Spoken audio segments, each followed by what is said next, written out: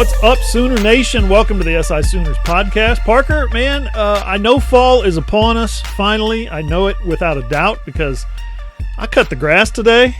And, yeah, man, it's football season. It's like 49 degrees out there for the first time in my 25 years of home ownership.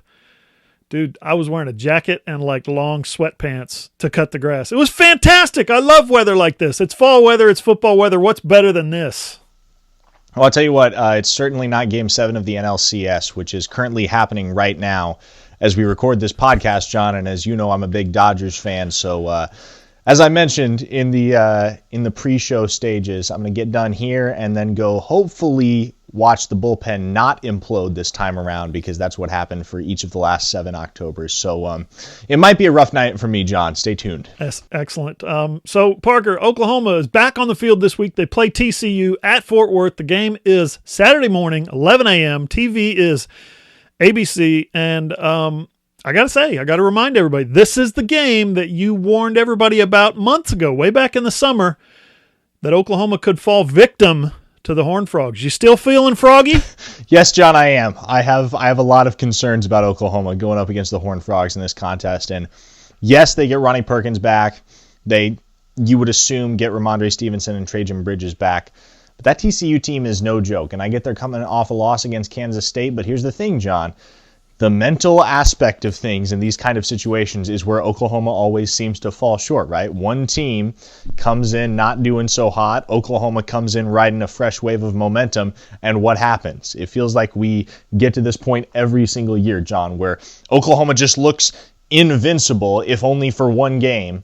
And then all of a sudden they collapse. And so I do have my concerns about Oklahoma going down to Ammon G. Carter Stadium and taking on the Frogs, because I think TCU and Gary Patterson in particular, they know how to play with the Sooners, right? It's not like we're dealing with West Virginia here. The Mountaineers haven't beaten Oklahoma since they joined the Big 12. TCU has. TCU has been as consistent a thorn in Oklahoma's side as any team in this conference over the last decade or so. And so I worry that they're going to take this to the bank.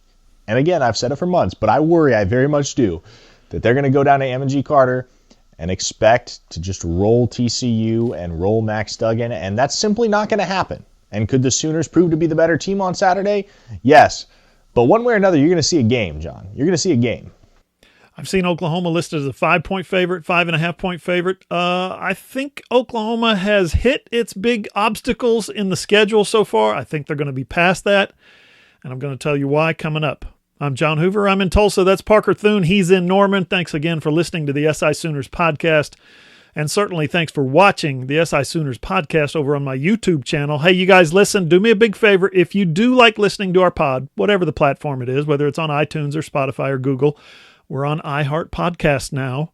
Whatever it is, please leave us a nice rating. I'm not going to tell you like some people, leave us a 5-star rating. If we're not 5-star, then don't rate us a 5-star. But hey, if you like it, 5-star ratings are awesome. That really helps. So rate us, comment, by all means, share the SI Sooners podcast on your social media channels.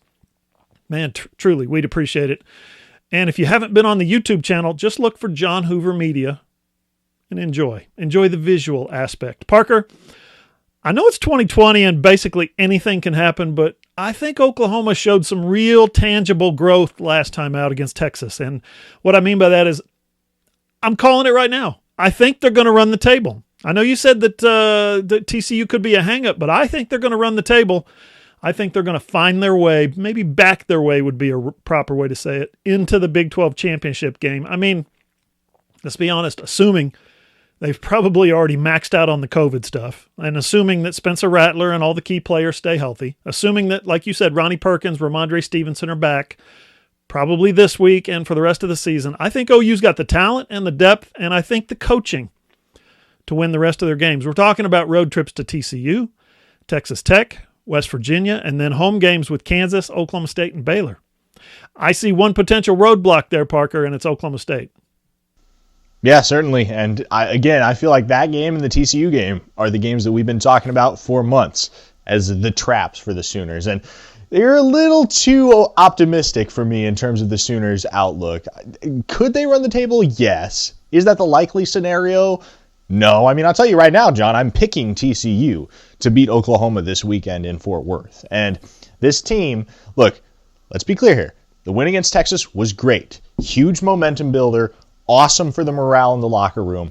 However, that team still has issues. And some of those were very, very apparent and very evident throughout that game against the Longhorns. And those aren't just going to fix themselves all of a sudden over the bye week. So if they come out and they just smother TCU on Saturday, then maybe you start having a conversation about this team starting to pick up some steam and get the ball rolling downhill towards a 6th consecutive Big 12 championship. But I'm very much taking a wait-and-see approach, at least on the other side of this TCU game, because especially with where it falls in the season, and as much as I have talked up the Horned Frogs in the past, I think this is the game that Oklahoma's season really hinges on. So if they get past TCU this weekend, the outlook is great for the Sooners. If they don't, things could go right back downhill as quickly as they swung uphill, John. And they're still 2 plays away from being 4-0. I would remind you, and all the doubters, the haters, whatever. I'm not sitting here cheerleading and waving my pom-poms. I'm saying the reality is they're literally 2 plays away from being 4-0. We talked about this on Sunday. Skylar Thompson is out for the season. That's just going to kill K-State. I mean, Chris Kleiman can coach, but Skylar Thompson was, and will be, hopefully next year, the heart and soul of that team. I hope he's able to come back and play again next year. I really like his game. Oklahoma State still working on a little bit of an incomplete resume, Parker. They beat Tulsa, which you'll remember had like 40 players in COVID protocol like the week before. They got back just to play that game. They hadn't practiced in a couple of weeks. Oklahoma State beat West Virginia, which I still don't think is any good at all, even though they have now 2 Big 12 wins. And then Kansas, of course, right? Whatever. They still have to play Iowa State. They still have to play Texas. They still have to play at Kansas State, at OU, at TCU, and at Baylor. 4 of Oklahoma State's last 5 games are on the road. And, of course, we know Iowa State might be the Big 12's most complete team right now.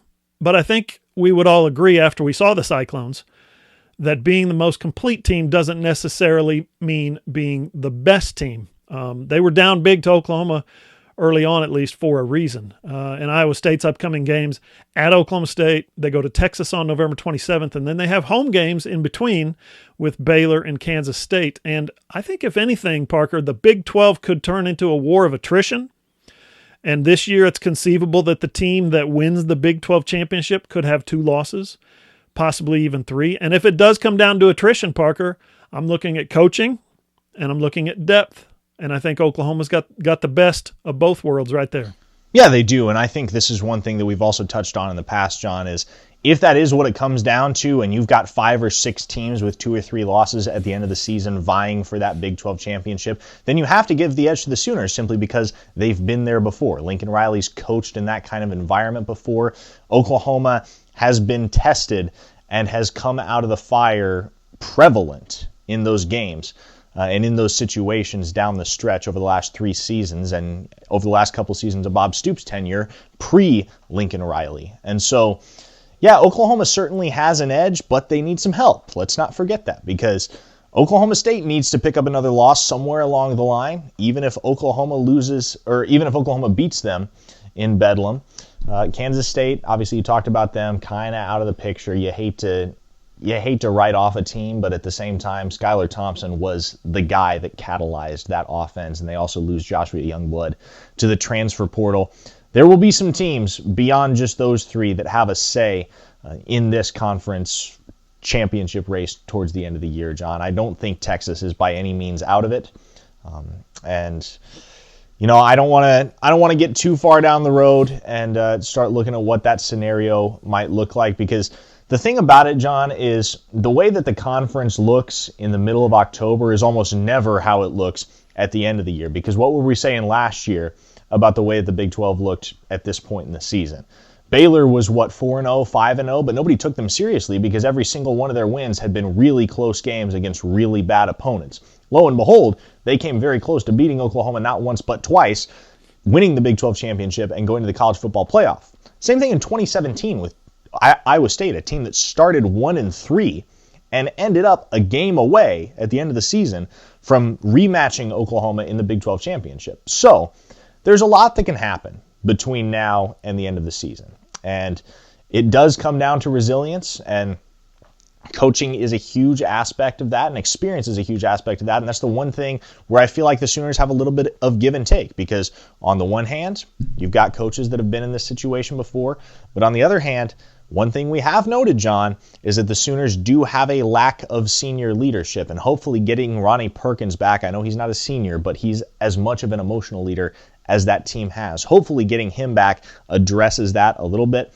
But the Sooners have their strengths. They also have their weaknesses in that capacity. And so it'll be interesting to see how and when they respond to adversity as it continues to come their way throughout the rest of this conference slate, and how the other teams across the conference also deal with that same adversity. And attrition is a good word, John, and that's what it's been in the Big 12, I think, for quite a while now. Oklahoma has just gotten to the point mid-season where they seem to kick it into gear and win that battle of attrition, but it might be more of a dogfight this year.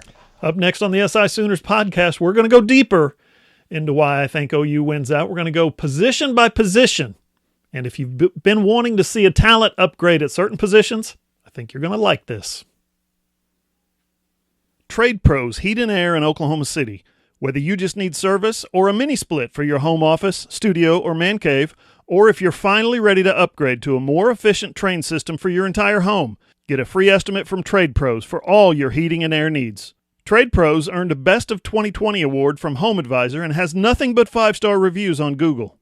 Go to TradeProsOKC.com or call 405-675-0176, or just book your appointment on Facebook. Trade Pros, that's one word, Trade Pros Heat and Air.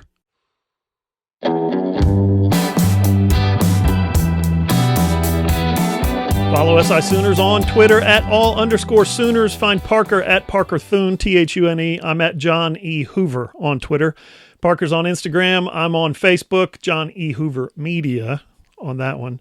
Our website is allsooners.com, and again, it's free for now, so get on there while it's free. That includes our community section, which is basically a message board. I've been answering some stuff on there. People are, should I say, it's fun. It's fun to read what people really think when they're, anonymous. It's the way it is. Find the video of this version of this podcast over at my YouTube channel, John Hoover Media. Leave a comment there too. Again, it is anonymous, but I ask that you keep it civil. Please, people. I will delete your profanity, and I do it all the time, so don't. If you are watching on my original YouTube channel, that eventually is going away, remember. So I need you guys to subscribe to my other channel. It's right here. It's a YouTube channel. All you got to do is click and subscribe, because everything I post here is being posted there first. So if you want the good stuff first, you're going to have to subscribe to that channel. And eventually this one's going away. That'll be the only one I post to. So don't forget, over on our website, allsooners.com. Yeah, we're coming off an open date, but I got to remind everybody, just in the past week, Parker, I don't know if you knew this.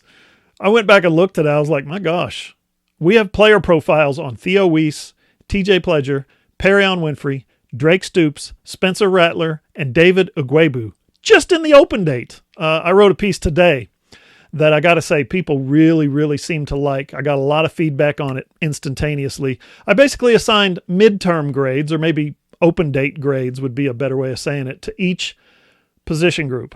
Parker, I gave the quarterbacks, we'll do a quick rundown. I gave the quarterbacks a B+. I gave the running backs a C. I gave the receivers a C-. I gave the H-backs an A+. Shocker. I gave the offensive line a C-. I gave the defensive line a B. I gave the linebackers a B.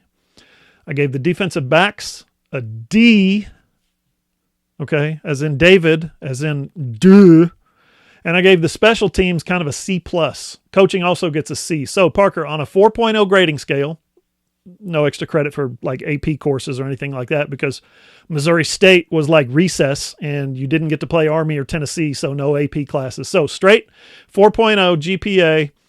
This one, for this semester, so far, a solid 2.5 GPA for Oklahoma. Very, very average. Agree, disagree? Am I on the right track? What do you think? Well, you're not going to collect many scholarships with that GPA, John.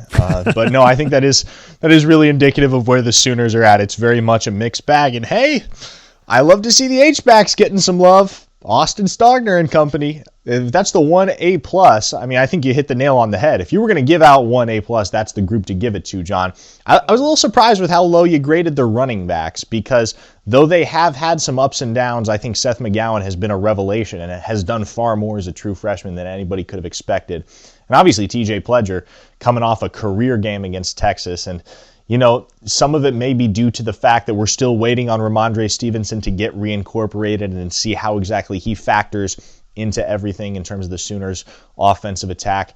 But on the whole, John, I'm very much in agreement with you, position by position. The wide receivers might also be a little low in my eyes, just because I think you do have to give credit to Marvin Mims in particular for emerging the way that he has. And Drake Stoops, I mean, you think back not just to his catch that won the game against Texas, but to some of the plays that he has made throughout the season, not just in that Texas game, but in the previous contest. Drake Stoops has been huge for Oklahoma as well. The defensive backs, I firmly agree that they are the biggest liability right now on the field for the Sooners in terms of one specific unit. It's between them and the offensive line.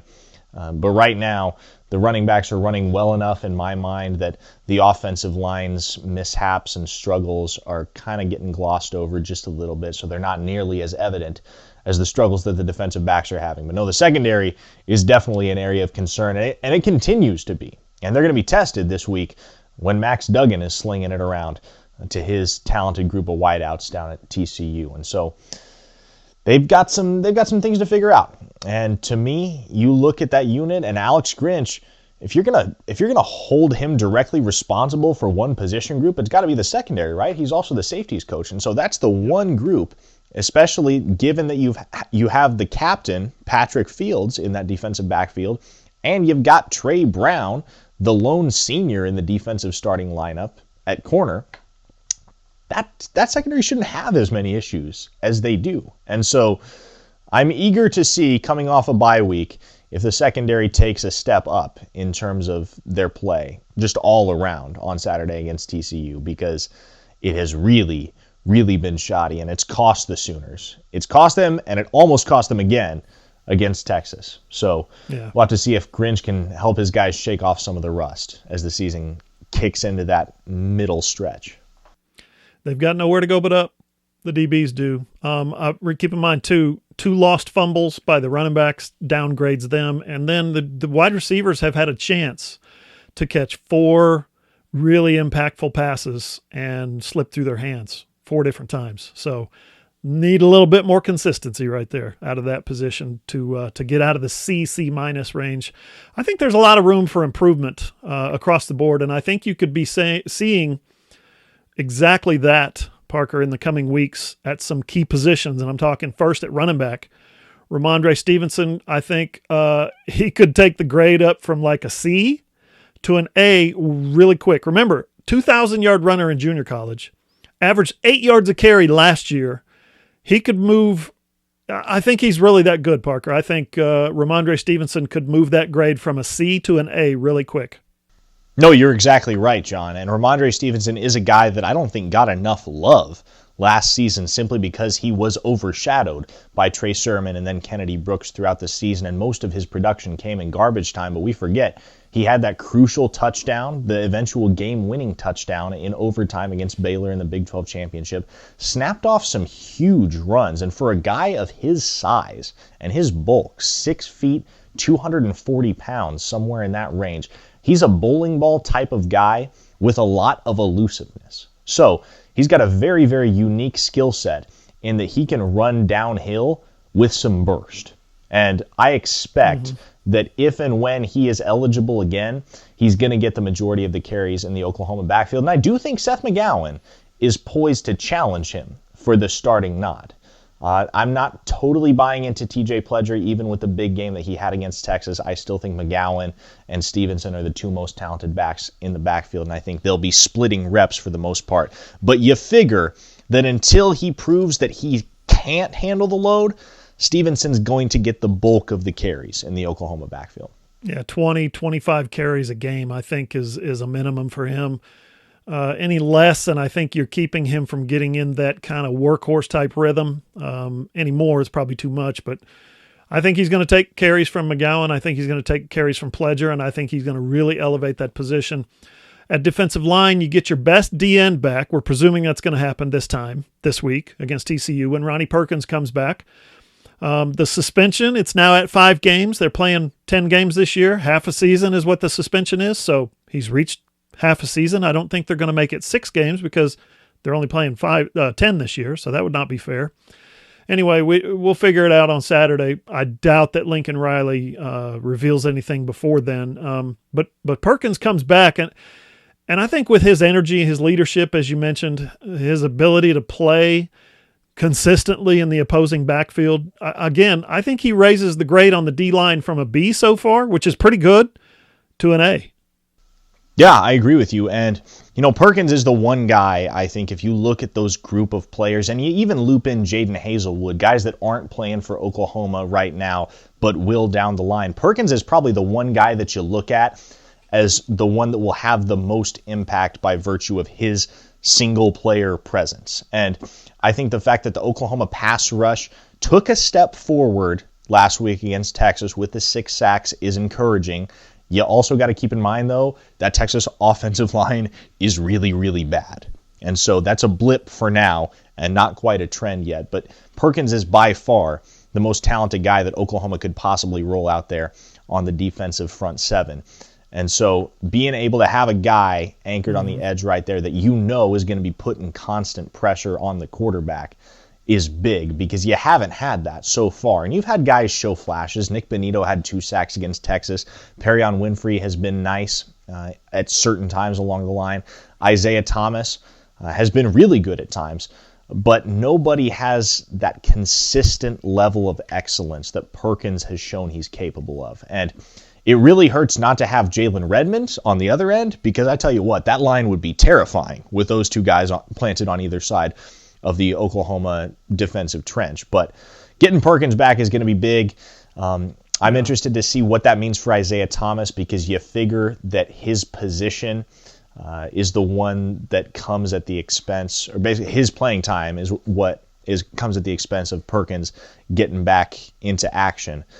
But as I mentioned, Thomas has been really good. And so if giving Perkins snaps means you got to rotate Thomas out a little bit more, I wouldn't be surprised if maybe you see Thomas start to slide around on that defensive line a little bit so that they can get him some additional run on that defensive line. Because from what he's shown over the first 4 games, he's capable of being out there on every down. It's just a matter of, hey, you got a guy that it's no fault of Isaiah Thomas's. It's just the fact that Ronnie Perkins is just far more talented than Isaiah Thomas. And Isaiah Thomas has played that defensive tackle position, so he could slide in, like you said. They could split reps, both be on the field at the same time. I think that's always a good option. Now at receiver, honestly, I'm not sure how much Trajan Bridges upgrades that position overall, Parker. Maybe like a letter grade, maybe from a C to a B. That would certainly be good. Don't get me wrong, but maybe Trajan Bridges is hungry after all this time. Maybe he's really hungry after, think about it, not really doing all that much as a true freshman.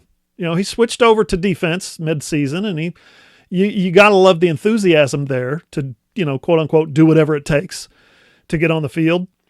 He did get on the field a little bit, but he just didn't really make much of a difference last year. So again, you love his willingness to try something new, to help the team, to do what he can to get on the field. But if he can get out there on offense this year and just catch 2 or 3 passes a game, maybe he converts some of those big third downs here or there. Maybe he, gets the ball to the sticks. Maybe he breaks a tackle. Maybe he catches a timely touchdown. Then, yeah, that's going to upgrade the position of wide receiver, I think, Parker. Or, hey, how about this, John? You just stick him at nickel, because at this point, he can't be much worse than Brendan Riley-Hiles. Am I right? Could be onto something. What do you think about offensive line, the addition of Chris Murray? I think it could be big. I think he's a good player. I think he showed that when he was a 2-year starter at UCLA that he was a good player. You watch his film, he showed that he can be very technical, and he also showed that he can kind of dominate people at the point of attack. But I have to ask, is he actually going to be an upgrade at guard from Robinson or Hayes? I mean, he's probably more ready to play at a high level right now than Andrew Rame, and that's not a knock on Rame. It's just that you don't really want to have to rely on a true freshman to open holes against guys like Jaquan Bailey or Darius Stills. But I guess, Murray is going to come in, and I guess he's going to replace one of those starters, because is he better than them? Or is he just going to come in and kind of upgrade the depth, Parker? I mean, we'll see, but what do you think? Well, he's certainly more experienced than either of those guys, John. I mean, he's got 2 full seasons starting experience at UCLA.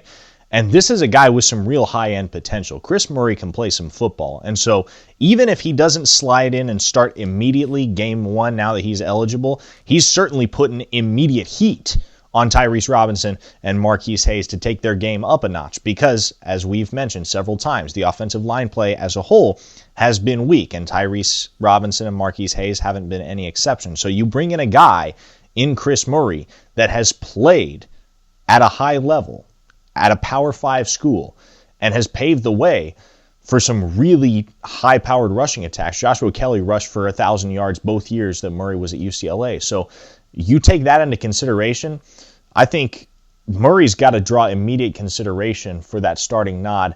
And if not, I think you do definitely start to see him rotate in, much the way that we saw Creed Humphrey and Jonathan Alvarez rotate reps at center a couple years back, or the way that we've seen Eric Swenson and Anton Harrison rotate snaps at tackle thus far here in 2020. Yeah, improves the depth for sure. And then there's 2 other guys, Parker, who kind of fly under the radar here. I think Braden Willis adds an element of athleticism to the tight end H-back position. But that's a position, like I said, I graded it as an A+. I mean, if he comes back from missing 3 straight weeks with whatever it is, injury or COVID or whatever, is he really upgrading that spot when they're already really the best position on the team? Like, it's like you're making a 99 in that class, and all of a sudden you get some extra credit to get to 100. Is that a big deal? And then the other is Obi Obialo. I mean, COVID, man, right? We just don't know what Obi's capable of here at Oklahoma, because he's only played in the 1 game at Iowa State. But, I mean, 6'3", 220, productive as he was at Marshall. I'd like to see him get on the field, because kind of like Trajan Bridges, if he just makes a play here or there, Parker, that's going to be an upgrade to the wide receiver position. Up next on the SI Sooners podcast, a touch of basketball and a splash of recruiting. Hey there, loyal listeners. Parker Thune here with SI Sooners. Are you a business owner looking to get your product out there to the masses? Let's say you run a hotel in Norman, or a car dealership in Oklahoma City, or a restaurant in Edmond. Or maybe you're just a small online business who creates and sells OU merchandise, and you want Sooner Nation to come sample your wares. Consider advertising in this space right here on the SI Sooners podcast. SI Sooners reaches thousands of readers, viewers, and listeners literally every day, and the SI Sooners podcast is the ideal place to find your next customer. To advertise, send an email to allsoonersi@gmail.com, or send us a direct message on Twitter at @all_Sooners.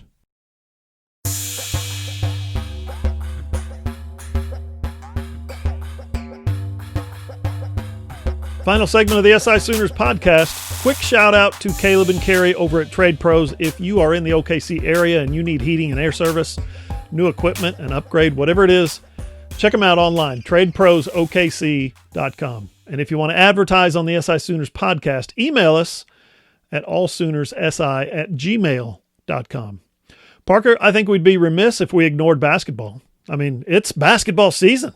It's football season, but really it's basketball season getting started. Lon Kruger and his newest team started practicing on Wednesday, and I think this team's got a chance at being pretty good. First of all, Parker, it's hard to grasp for me that Lon Kruger has been there now. This is his 10th season. Billy Tubbs was there 14 years and won 333 games. Kelvin Sampson was here for 12 years, and he won 279 games. Lon has been here for 9 years, and he's at 166 right now. You can probably expect close to 20 this year. So, yeah, 3rd most wins in school history, 3rd longest tenure. I think, actually, Benny Owen, who was the football coach, of course, that the stadium's name's after. I think Benny Owen was the basketball coach for like 12 years or 13 years or something, but they only played like 6 games one year. I don't know if that was COVID related or what, but Parker, you wrote the story last week about the 2 transfers, Umoja Gibson and Elijah Harkless, who could, I think, really help this team this year, but they have a major hurdle to clear first. Yeah, certainly. And we talked to Lon Kruger on Tuesday, but he made it clear to us at that time that he and his staff were continuing to work towards getting immediate eligibility waivers for both Mo Gibson and Elijah Harkless. And they're expecting to hear from the NCAA soon. Haven't heard any definitive word on a ruling yet.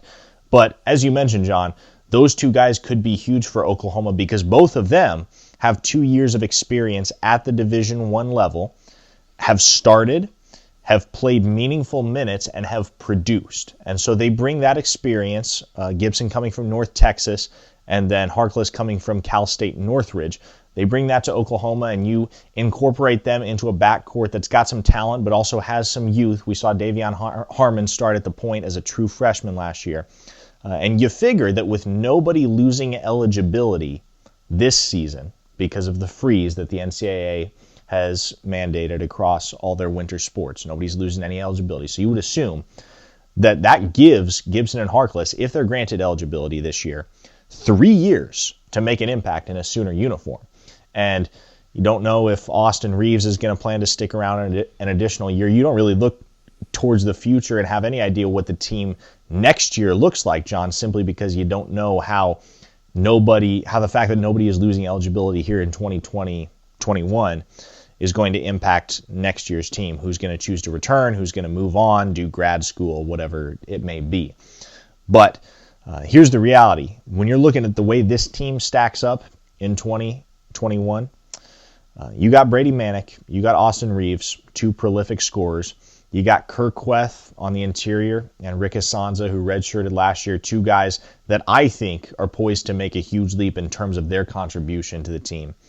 You got Jalen Hill, Victor Iwakor, two guys that played minutes last season, obviously Davion Harmon at the point, but you lose Jamal Bieniemy, a guy that was a huge contributor for 2 seasons.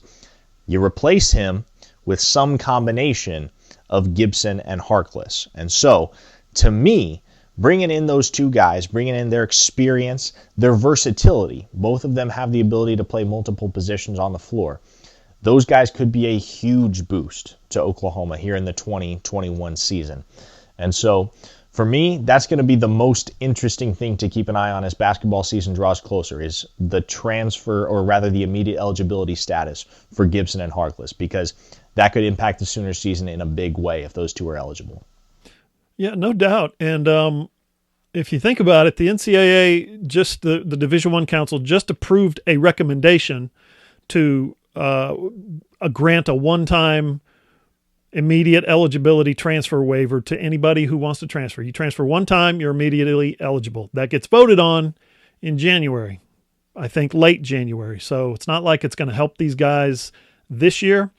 But my whole point is, what are you waiting for? Okay, go ahead and run your legislation through the legislative pipeline. Take your time with it. But you got two guys right here who have transferred in who are waiting for a waiver. Just grant the waiver. You know what's going to happen in the future. Just grant the waiver now. They've got an extra year of eligibility. You're being all altruistic, the NCAA is. Just make it happen. Just get off your butts and make it happen. I mean, don't do the Chris Murray thing where 4 games, 40% of his season is lost and he can't play. Get off your butts and grant the waiver. It's not that hard. It's not a big red tape type situation. I don't know. Parker, I talked with Brady Manick for a magazine story last week, and he's pretty excited about some of the improvements that he's made to his own game, which he says he's been working on his low post game, scoring off the dribble, picking up and shooting and that kind of thing off the dribble. He also said that the team overall is going to be taller, but yet more athletic with the return of Austin Reeves, Alondis Williams, and of course Davion Harmon. If they get Gibson and Harkless eligible, I think they're going to improve on that 19-12 record that we saw last year. I mean, they finished 3rd in the Big 12 last year, which shocked a lot of people, myself included. They got hot right at the end of the season. I think they won 3 of their last 4, something like that. Can they finish better than 3rd this year, Parker? I think that's a big ask, but what do you think?